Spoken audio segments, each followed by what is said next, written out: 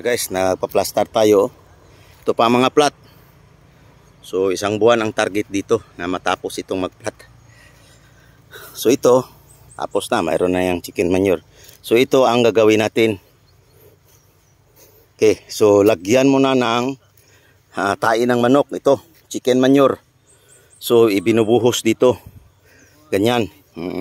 So mayroong latid, nylon, para straight ang tudling. So ito nang nagawa natin. So ito 4 na araw nagsahod ako. So sa isang tudling, ito more than 70 meters. So isang araw to. So 1, 2, 3, 4. 4 na araw. So 4 na tudling ang naplat natin at saka kalahati. So ito 4,000. 2 tao magpa-plat. So isang araw lang. So narito na silang Janjan at si Gigi. So ito, lagyan ng tae ng manok. So araruhin pagkatapos, ito na, lagyan ng tae ng manok.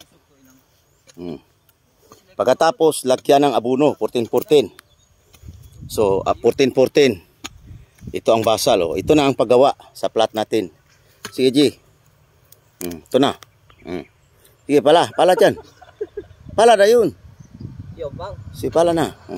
Yan. Yan ang ginagawa. Pala. So, 2 kabilaan.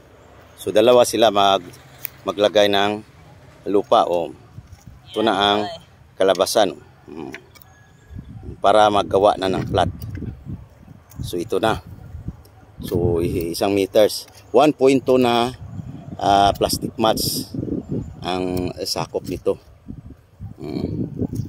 So ngayon, so ito pinakamatagal na ito, 1 buwan. So ang tatargetin dito, June ang pagtatanim natin. Ito na. Okay. Salamat po. Sana nakatulong po ito sa inyong pagpa-farm sa gardening. Ito atsal ang itinanim ko. Itong smooth kayin. So mayroon na, similya tayo.